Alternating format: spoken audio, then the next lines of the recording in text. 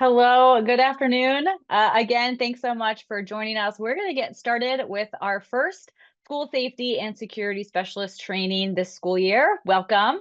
And our topic today is organizing an after action debrief. This training is recorded, and after our live session today, when the recording is ready, it will be posted both to our YouTube playlist as well as our school safety and security specialist Canvas course.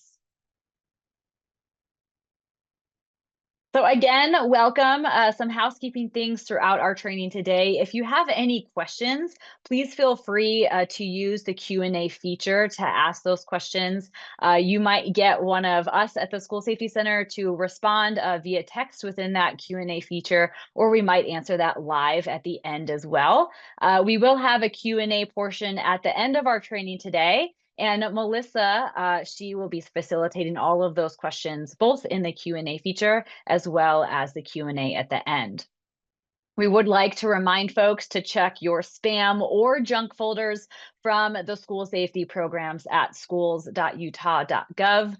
You all have been added to our email listserv, so we've sent out a handful of emails already. If you feel you're not receiving those emails just yet, again, check your spam or junk folders, or sometimes there's a firewall issue, so feel free to send us an email and we can double check that you're on the listserv and that we are truly trying to send you those emails and updated information.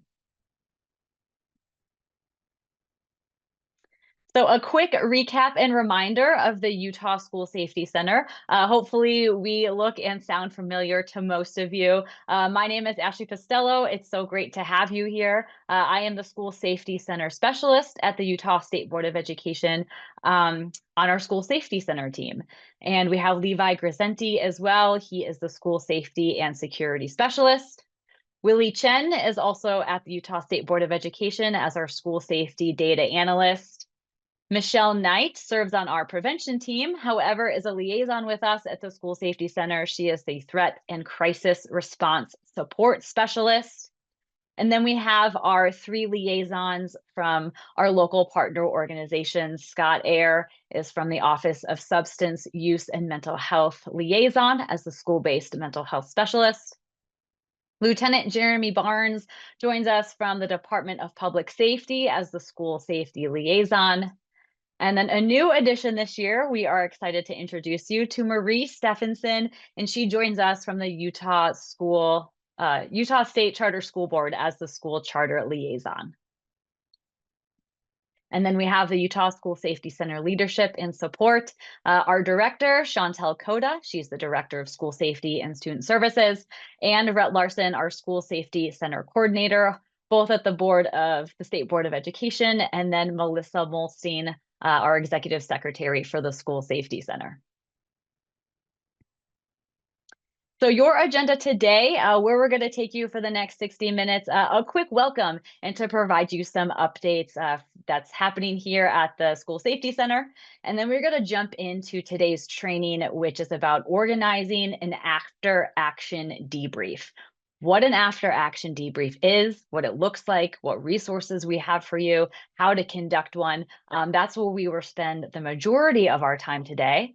And then we have Bob Curfew from Tooele School District. He's going to be our LEA Spotlight.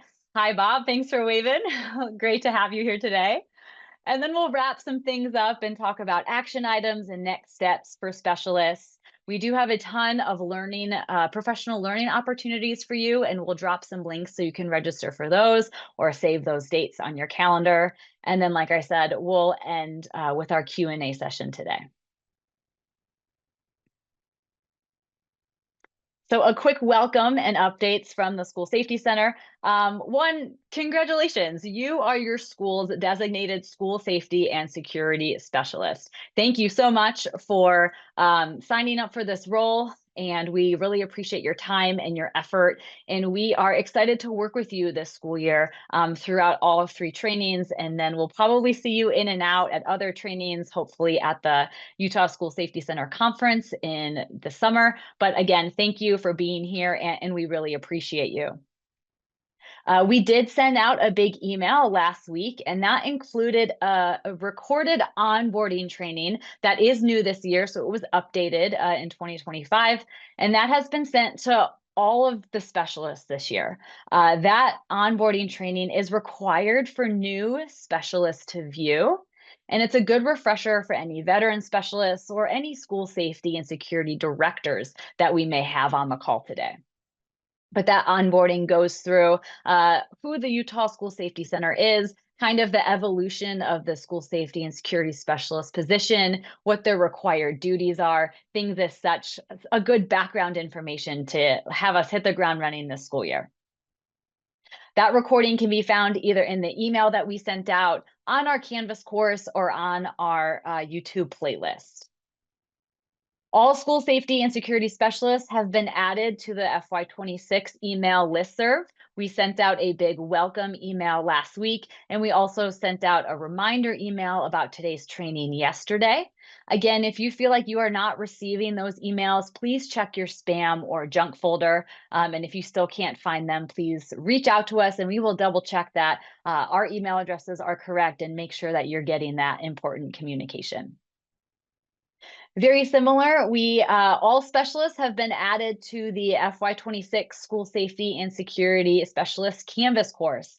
This had a few different rounds. If I was able to add you via your email address or your login ID, you received a course invitation from an email address, notifications@instructure.com. If you have not yet ever created a Canvas account for USBE specifically, I did send individual emails asking you to register with the link and then providing you a unique join code. So feel free to sign up that way and make sure you're accepting any course invitations from the instructure.com email address. And then another thing I will share about Canvas is that I know a lot of LEAs use Canvas separately. And I want to remind folks that this school safety and security specialist Canvas course is going to live on the USBE platform in Canvas. And I have just dropped that link in the chat for you. So for example, if you're Granite School District and you use Canvas and you log into your Granite Canvas account, you will not see the Specialist Canvas course there. You will need to log into the USBE Canvas platform instead. So make sure you bookmark that link that I have just put in the chat for you, and that's where you can log in with your school email address, and you'll find that you are a student in the School Safety and Security Specialist Canvas course. For transparency and as a reminder, any school safety and security directors have also been invited to join that course as an observer. So they're able to log into the course and to help any specialists navigate any questions or modules. But as you work through that Canvas course, it is best to navigate from the modules tab. That's where you'll see all the recordings, all the resources, and then all the follow-up items such as viewing confirmation quizzes and exit tickets and Q&A boards that follow each training that we have. We've already talked about checking your spam and junk folders, just to double check in case you haven't. And then I'm actually going to turn the time over to our coordinator, Rhett Larson, for an update on bleed control kits and first aid kits. Thank you, Ashley. Rhett Larson, and I am fortunate enough to work with these great school safety professionals you see in this meeting today. I want to personally thank each of them for their dedication to school safety in the state of Utah. And likewise, I want to express my appreciation to each of you as school safety and security specialists and your dedication in doing all that we can statewide to keep our kids safe. I am excited to give you an update today. We sent an email last week in our newsletter, and if you are not signed up to receive our newsletter, you can email our school safety programs at schools.utah.gov. That announcement last week was the opportunity for each LEA, and this communication was sent out to everybody, but the forms were sent to school safety and security directors to request bleed control kits and first aid kits for every school in Utah.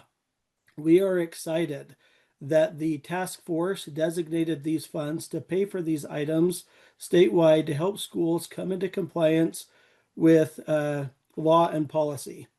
Likewise, you will see in the near future that same opportunity for wearable panic alert devices. For the bleed control and first aid kits, LEA directors at the director level, at the LEA level, will have until November 14th to submit those forms. So this isn't for school safety and security specialists, though we want you to be aware of this and perhaps reach out to your director to see if they need any help compiling the data for them to fill out these forms. But a lot of great opportunities, a lot of great things happening in the space of school safety.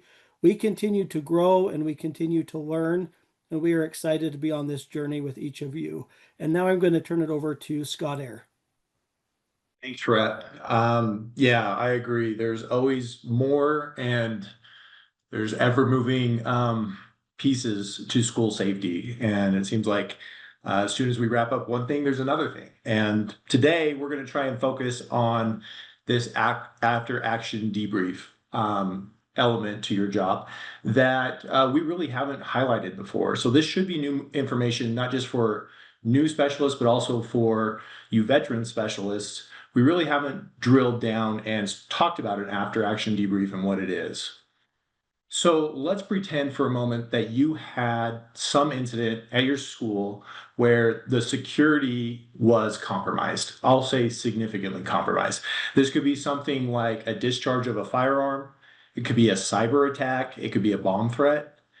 In those cases, you, the school safety and security specialist, would be required to organize a debriefing.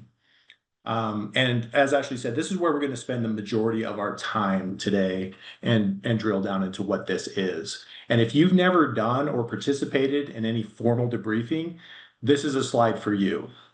An after-action debriefing is a meeting for the incident command system team members to share and clarify information within the team itself. If you're not familiar with the ICS team system or the structure, that's okay. We're not going to dig into that today. There's a lot of really great resources to learn more about that, and we can always share those out. But basically what the ICS system is it's a management system. It's used by a lot of our federal partners like FEMA, the Red Cross, FBI, and they use it to create a framework for coordinating and managing emergency response operations of any size and any complexity. So based on the size of your incident in your school, it could just be local to your school, or it could involve more community partners. Either way, the ICS structure is the framework for managing those systems. So again, the debriefing is a meeting for those core team members to share and clarify information within the team itself. It's a time to talk about the response, what could be improved. It's a time to take key takeaways and of the event, lessons learned, and discuss those openly. This meeting should include strengths and improvements for future crisis response. This information and this meeting should be a closed door meeting within the team. Conversations should be protected, and that includes the documentation itself. The goal, honestly, is to have the crucial conversations that we need to have, and with the goal, I should say, of improving overall school safety. So we should also note that what an after-action debrief is it's not an all staff meeting. This is not where you'd call everyone in and share all this information. It's not a report of an event itself. And it's not a part of this goal of a thorough investigation. Now, that conversation or the documentation may inform an investigation for later, but it is not to detail a full report. It's also not a time to place blame or assign responsibility for an event, and it is not a recovery or grief support group. You can go to the next slide, please. And as always, if you've done any kind of crisis response, a perfect crisis response does not exist. There is always room to learn and grow. And we should be looking for these as opportunities. We never wish a crisis to happen, but in the wake of a crisis, there are opportunities to evaluate our experiences and to learn from it, to get better, to move forward. We want to be able to look for those lessons in a safe way and to not really be afraid of failure and learn through some of the more difficult moments. Go ahead, next slide. So why are we doing a debriefing? Well, one, it's required. You got to do it. But two, it's best practice. Per Utah Code 53G 8701.6, a school safety and security specialist shall, following an event where security of the school has been significantly compromised, I want you to remember that word, significantly compromised, you are to organize a debriefing with the individuals listed in subsection 3, which I'll speak to in just a minute, regarding regarding strengthening school safety and security practices, policies, procedures, and protocol. Now, that term significantly compromised is defined on a local level. It has not been defined on a state level as of yet. And so that is something that you would, as your teams work together, detail when that threshold is or has been crossed for you. And we'll leave that up to you to decide. But certainly some of the examples I gave earlier would be good examples of maybe when that threshold would have been crossed. The who of who needs to be there. Well, certainly the principal, school staff, for sure. And armed school personnel. This could be the school resource officer, it could be the guardian, could be private security or the armed security guards, if that's your route. You would want to have your school-based behavioral health team there for sure. And then again, if the incident is beyond just the scope of the school, you're going to have local law enforcement, you're going to have your county security chief, you're going to have the district or LEA school safety and security director, or any other administrators that you would feel is appropriate at that time. Keeping it small enough that you're just speaking with the core group that is on a need-to-know basis. And again, using this as a time to really dig into the after-action reporting. Slide 4, please. Or next slide, I should say. When do we want to do this? Well, ideally, we'd want to do this debriefing within 28 to 48 hours. That's not always possible, but this is what the National Association of School Psychologists recommends as best practice. Again, depending on your incident, it might be a little later, but certainly we want to shoot for as soon as possible so that we can capture those lessons learned. Best practices is even if there are delays or reactions to the stressful event, the debriefing should still occur within a few days or weeks, possibly even months later, depending on the situation. And we are understanding of the complexity of the situations that may arise for you all. The consideration that I would also want to note here is that individuals that may be experiencing significant impacts by the event may need to be excused from formally participating in the after action debrief. So please be cognitive of who is and may or may not need to be there at that particular time. And before I hand it over to Levi, I want to just also note that this slide helps to highlight some of the guidance from NASP, and there can be more information found within the Prepare One workshop training, and you can request that through the TRP portal at the Board of Education. Levi, I'll hand it over to you. All right, thanks, Scott. Okay, here's our template for the after action debrief that the School Safety Center created from that Prepare One workshop. It's not mandatory to use our form. You can create your own for your LEA. We have adapted this for Utah and created it to be filled out electronically. Just note some of those text boxes, as soon as I kind of have a max character limit of about 300. As soon as you start going over that, those text boxes will get smaller. But you are able to just add another document, like staple it, keep them together, or electronically have 2 copies if you needed to have more information on there. And you can access the template on either our School Safety Center resource page or on the Canvas course under the resource module. And Ashley will also drop a link in the chat for you to get you to this template. All right, next slide. Purpose. So this is the purpose statement. We have already filled out the purpose statement using language from Utah code. So the purpose is for the Incident Command System, ICS, team, and others, if applicable, to identify areas of need to strengthen school safety and security practices, policies, procedures, and protocols.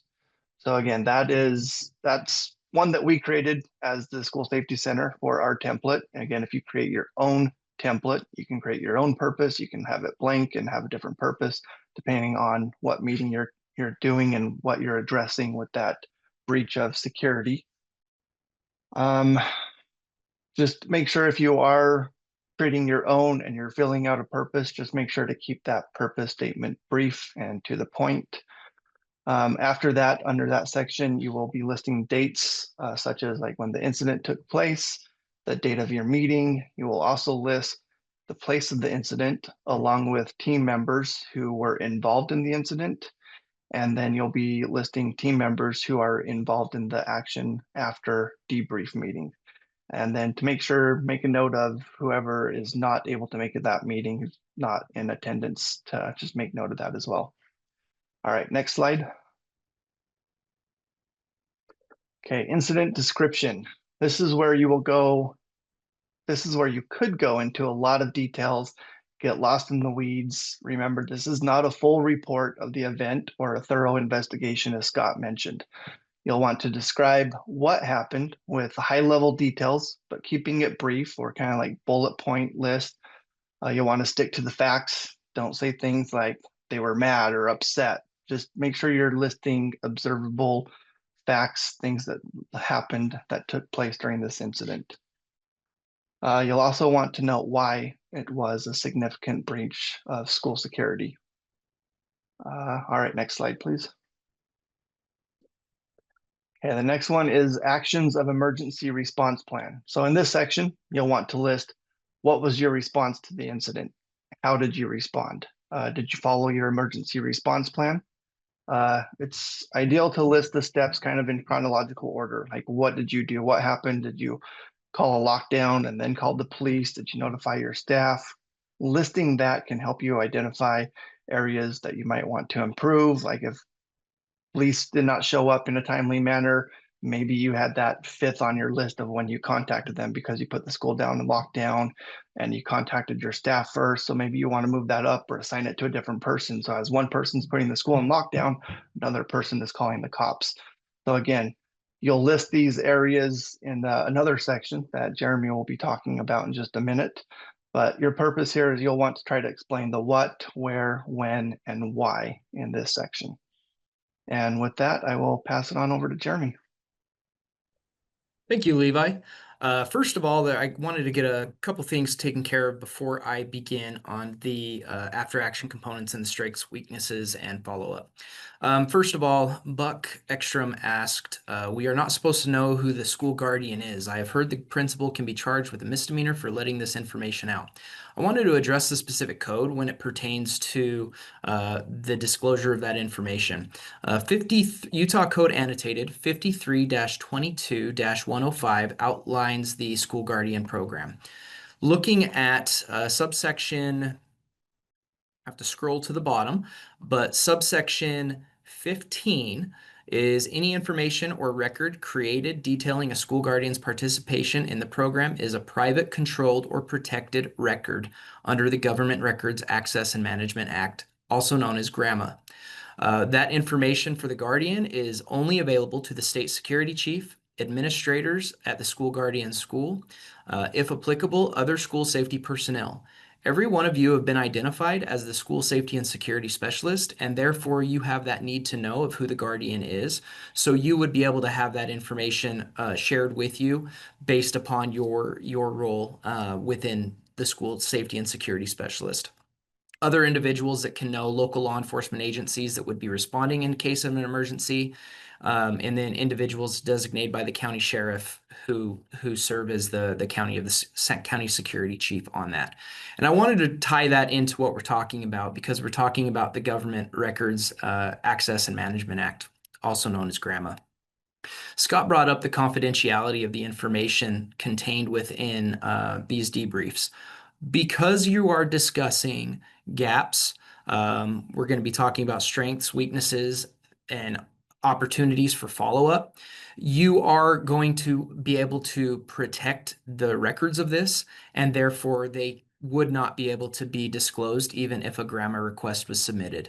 I would encourage everyone here to work with their legal counsels at their LEAs and ensure that the information is protected and classified as such when these debriefs are taking place. And so with that, I will talk about the areas of strength when we're talking about the after action debrief. So one of the things that we want to focus on is what went right when we're talking about the strengths. What practices or policies do we currently have in place that worked well? And then how do we continue to build upon the success based upon the success through the incident, whatever that is. And when we have talked about significant compromise to school safety and security, these can range from incidents of an individual is able to gain access and override visitor management protocols, things like that, all the way up to the targeted violent attack. It's easy for us to think about the targeted violent attack because that is where a lot of the focus is. But when we're talking about school safety and security, we're talking about that holistic all hazards approach. And so being able to understand what that significant compromise would be, it could look very different depending upon the resources that you have available in your areas. And so when you have those policies and procedures in place, what worked well? Do we have the culture to support the policies that are in place? Because we all know that if we have policies and procedures, but a culture that does not support that, those policies and procedures are not going to mean anything. They're going to be worthless. And so do we have that culture to support it? Are those part of our strengths? Move on to the next slide, please. And then we're obviously, if we're talking about the strengths, conversely, the yin and the yang, we've got to talk about the areas of growth. I like to say areas of growth instead of needs improvement or weaknesses, but how can we grow from our gaps? Was there a difference between the strategy and the execution with this incident? What gaps in the policies and procedures need to be adjusted or addressed? And then how can we refine our strategy for better outcomes? Is there a gap between the implementation of the policy and the strategy, or the policy and the drills that were taking place? Is there a gap within the emergency response plans? What do we need to do to be able to improve and have a better outcome for the future? Next slide, please. Thank you. And then this would be the additional follow-up needed. So taking the strengths, taking the areas of growth, and really kind of looking toward the future, how can we achieve better outcomes? How can we build upon the successes? If there were very few areas of growth that were identified and a lot of successes, that's great. How can we continue to build and improve for the future? Some considerations to look at would be to list those policies and procedures needing to be revised, examine how to achieve the organizational buy-in. So if our culture is not supporting it, how can we achieve the buy-in, not only through teachers and staff, but the community as a whole, parents and individuals who may be utilizing the property for other purposes, really identifying that holistic organizational approach. Assessing the need for additional resources, support, training, connection with those community referrals, really identifying what resources are available in your community. Is it working with your local mental health authorities, working with local first responders? Are there gaps or areas that can be improved upon with that? Police response. A lot of schools are located within rural and frontier school districts. And so sometimes your emergency response could be volunteer based. You don't have full-time ambulance, you don't have full-time fire responses. So are there some gaps there that can be identified and improvement for the future? It is really looking at, it is not a one size fits all approach. It is really looking at those resources on the localized level and how can they be improved for the future. And with that, I will turn it over to Ashley Pastello. Yeah, thanks so much, Jer. A lot of information that we just covered here about organizing an after action debrief. But with that, I do want to turn the time over and share our LEA Spotlight this training. And we have Robert Curfew from Tooele School District. Again, he is the Student Safety and Security Director, and he's going to share with us a debrief and an example that he has done with Tooele and how it was successful for them. Thanks, Ashley. All right, can I share my screen? Is that doable? Yes, you should be able to. Okay.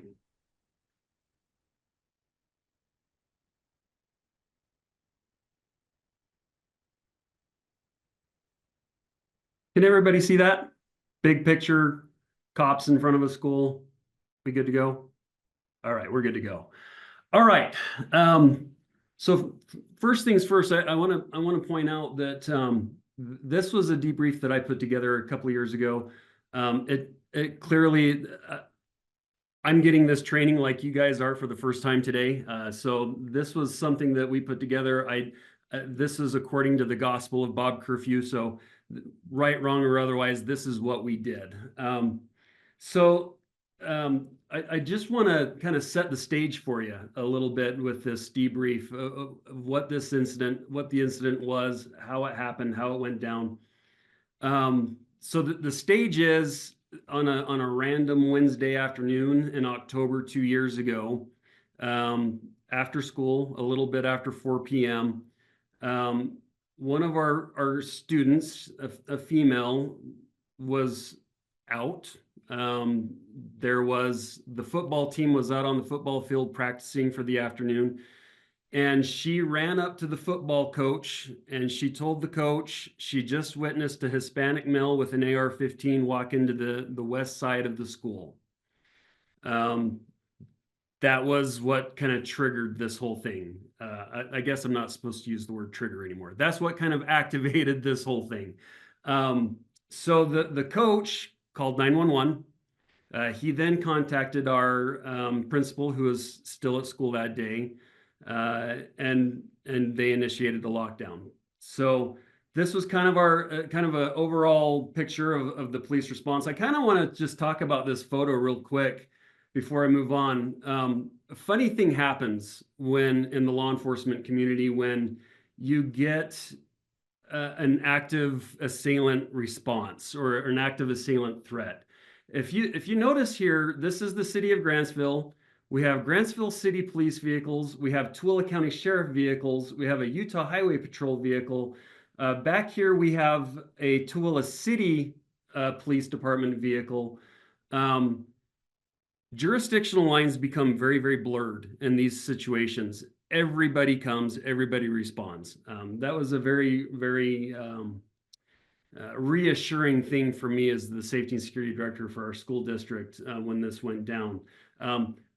You can't really see in this picture, but this little bald head right here in the middle of that's me. And then this bald head right next to it, that is actually our superintendent. So we were both there that afternoon. This picture was taken, I think, a couple hours after everything went down. We were just finishing up. So one thing that I'll say, and I don't, everybody does their investigations probably a little bit differently. I do mine. I have a very comprehensive process the way I do my investigations. And the first thing that I like to do is create a timeline. Timelines are just incredibly important to me, down to the second, if I can. I don't believe in timelines to every 5 minutes or every 10 minutes. I try to do to the second if possible. So you're going to kind of see as I go through this kind of what happened. 1607. That was when we pulled the 911 call. That's kind of where I got that time.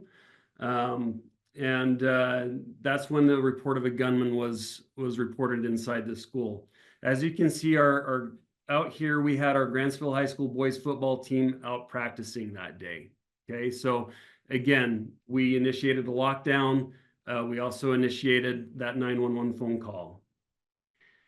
What was interesting about this situation was it was after school, but if any of you work secondary schools, high schools, you know that school never ends.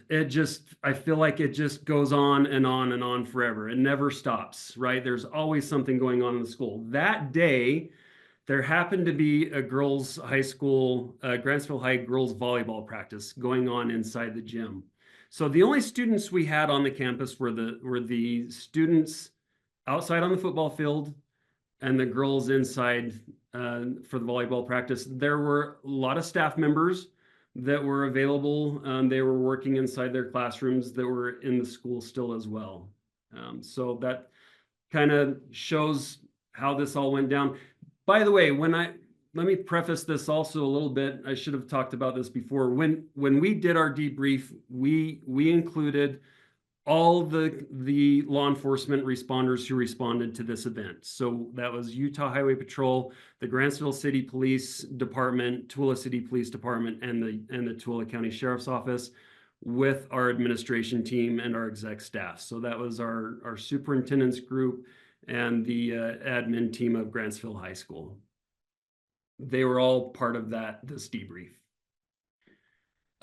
So again, we initiated this lockdown. Once report of an alleged gunman inside Grantsville High was received, our principal initiated the lockdown. The only students on campus were the girls volleyball and the boys outside. The girls, we put them because they were in a gym. They were in an open gym practicing volleyball. We actually put them into the visitors' locker room. That was the closest locked room that we could get them into at the time.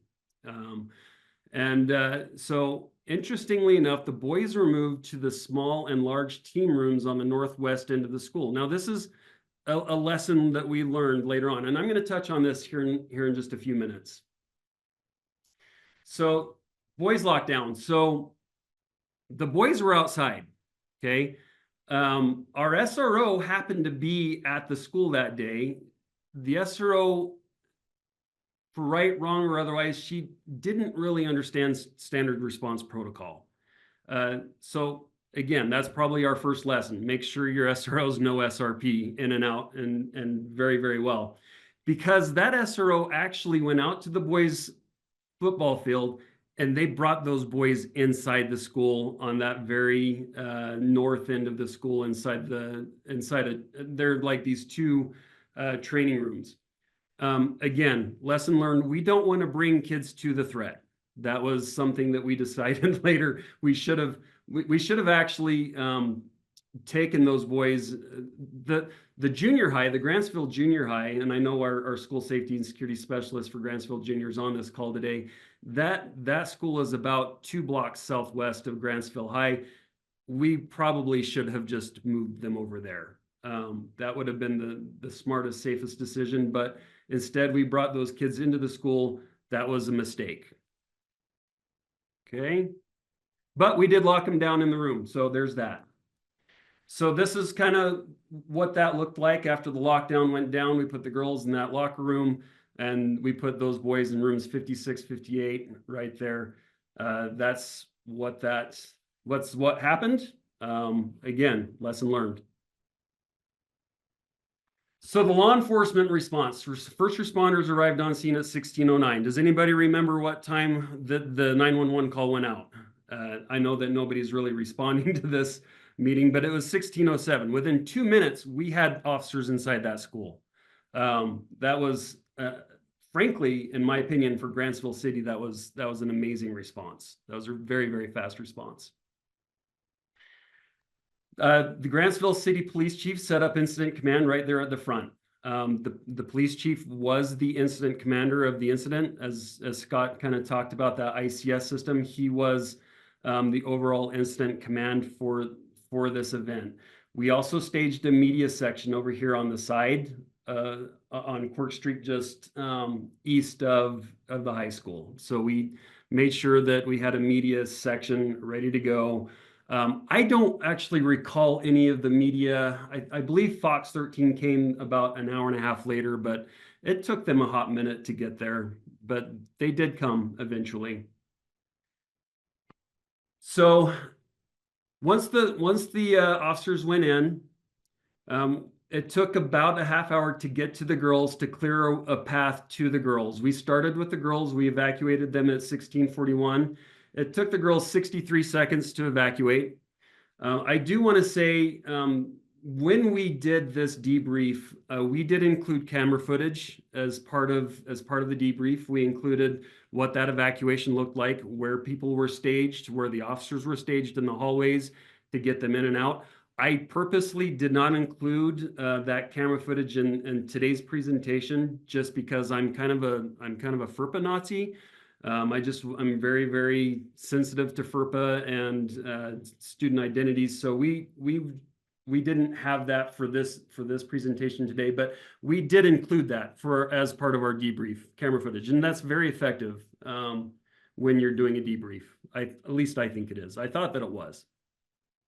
Took them a little over than a minute. We staged the girls just right outside here.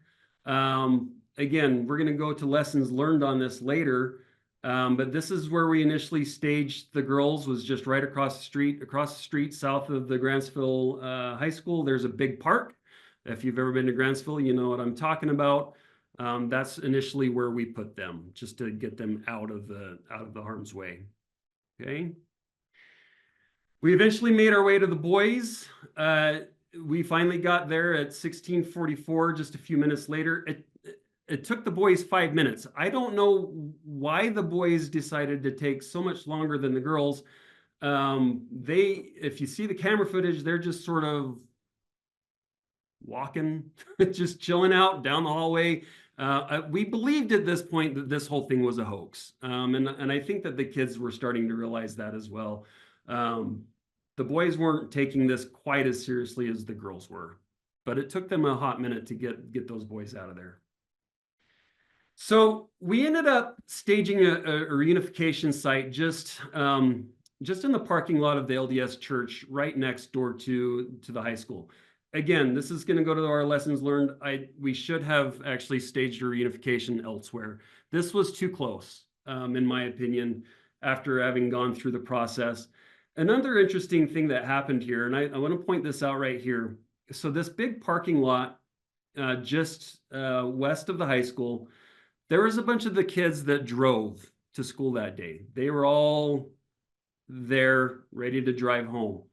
We had a little bit of an issue with incident command structure.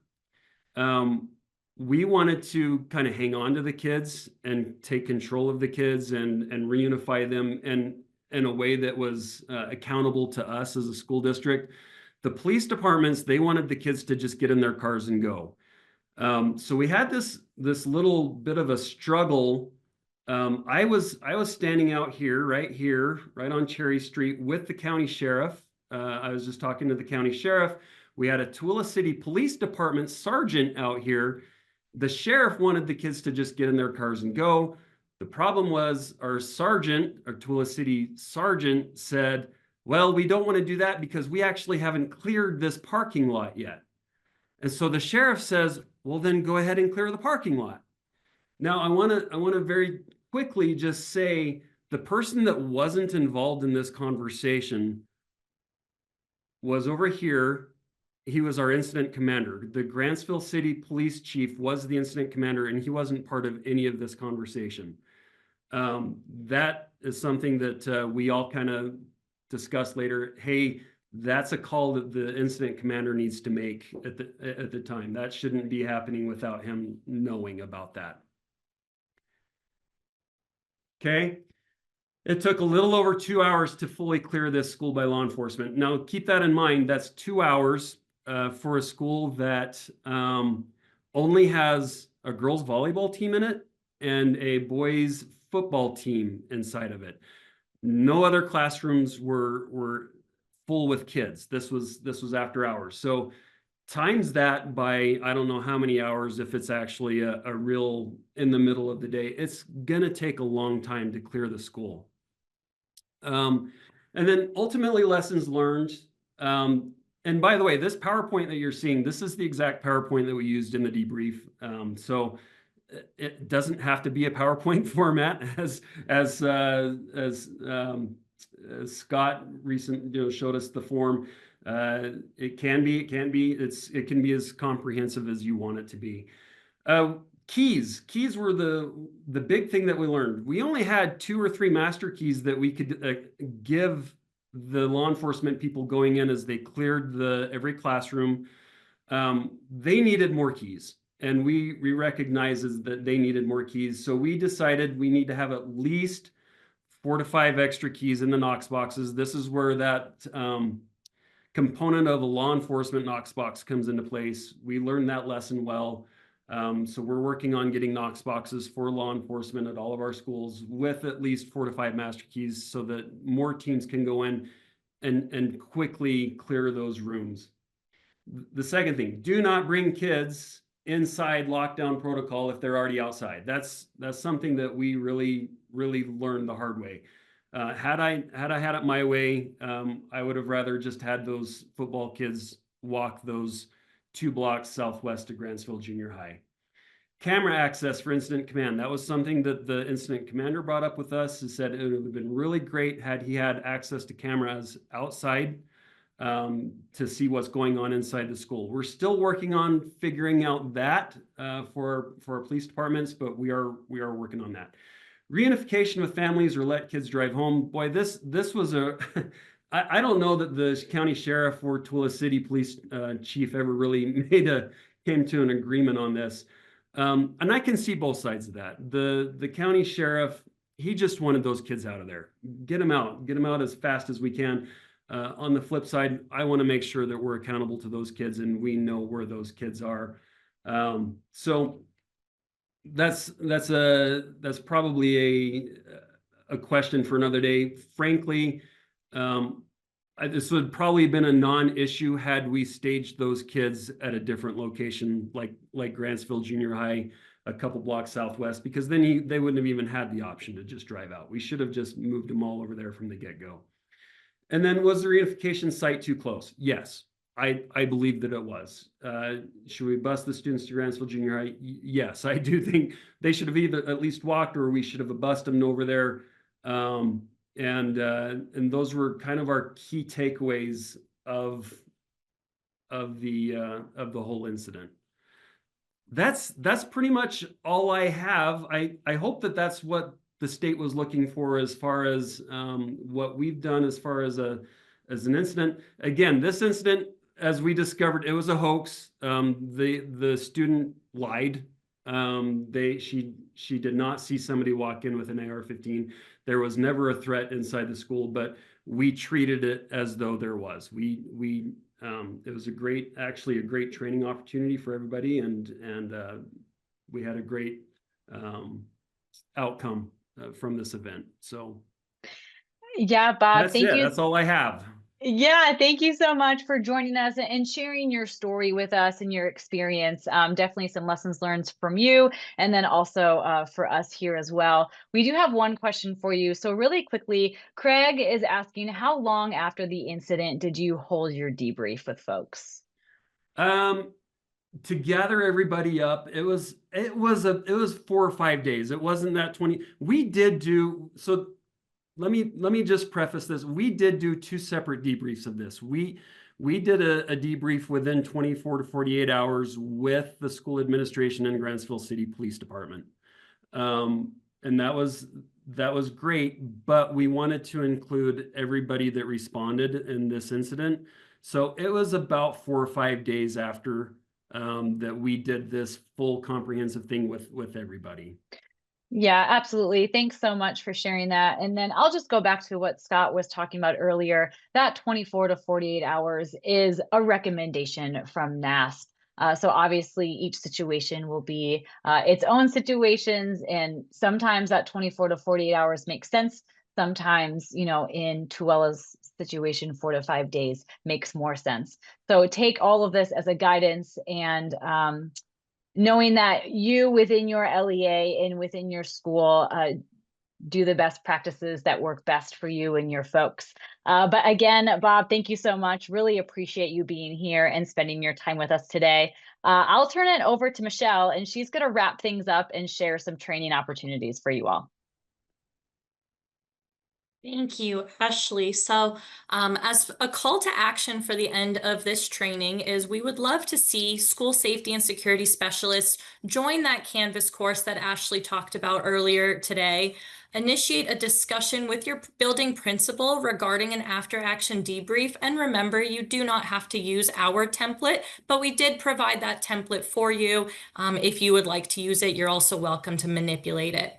And then use that chosen debrief during an after-action debrief, whether that's an event or a drill that you guys have.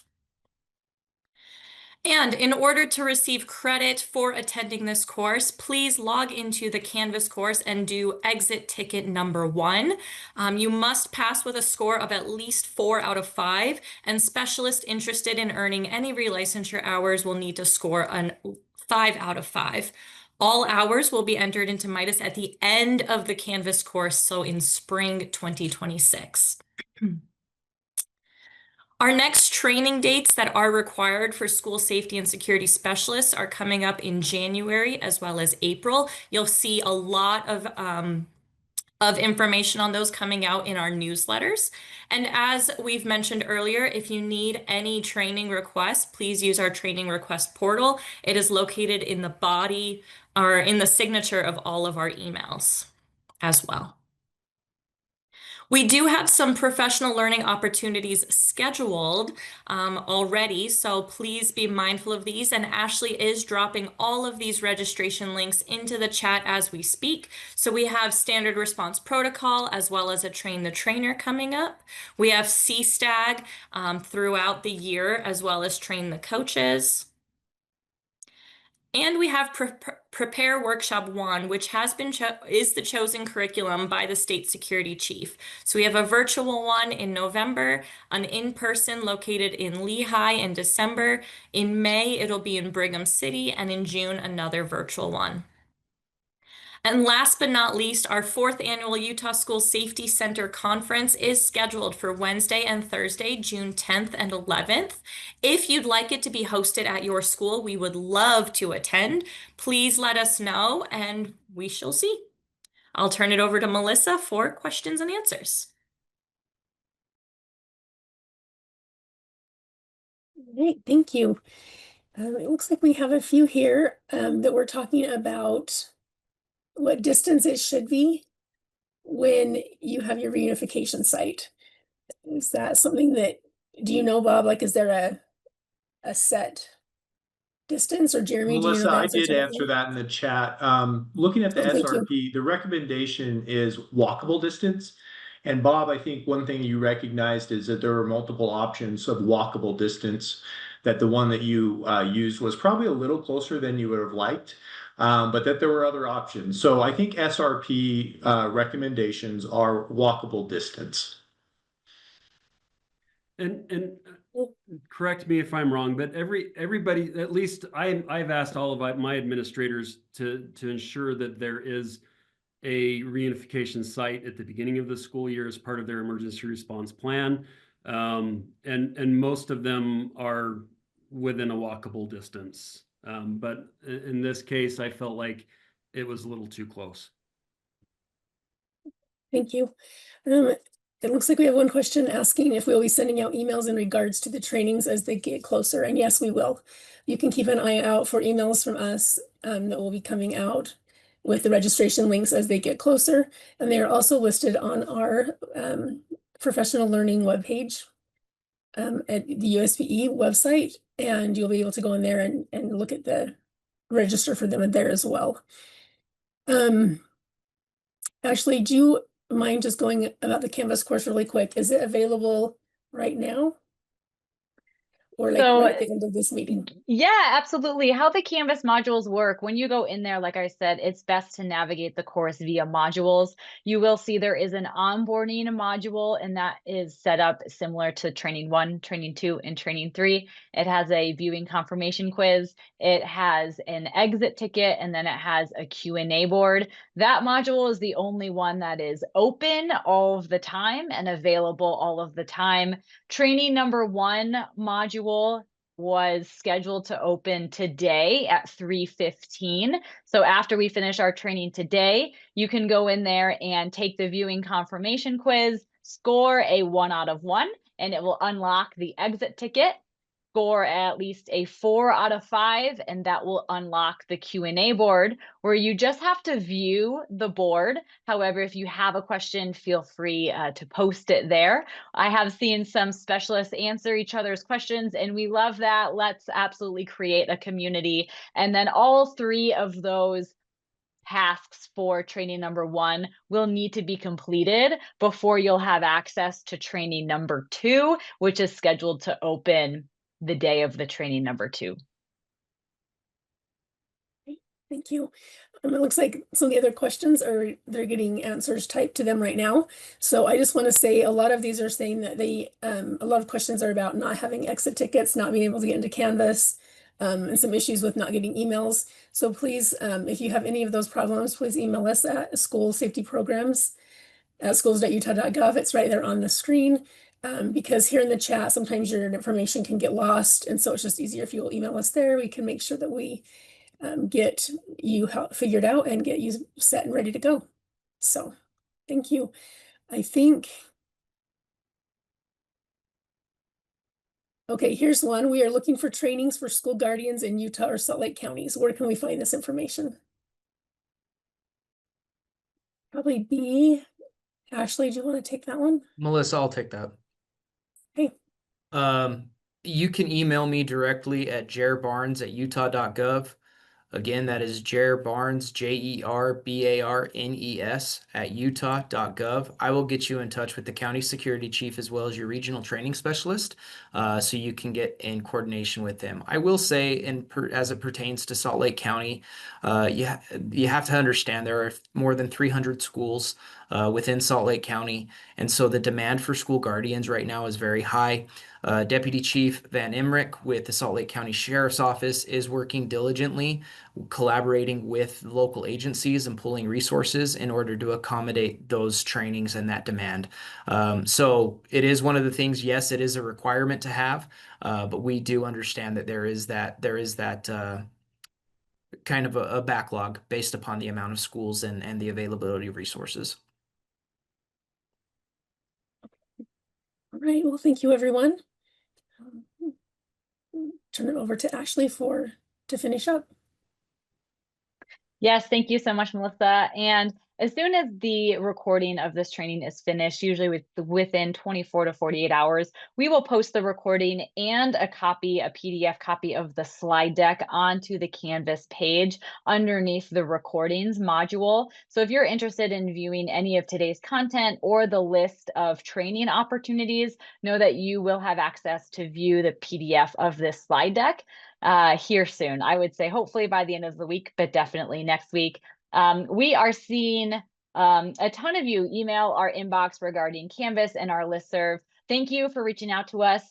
We also thank you for your patience. We are doing our best and we'll get you added to those necessary items as soon as we can. So if there are no other questions or no other input from the team, I'll open it up.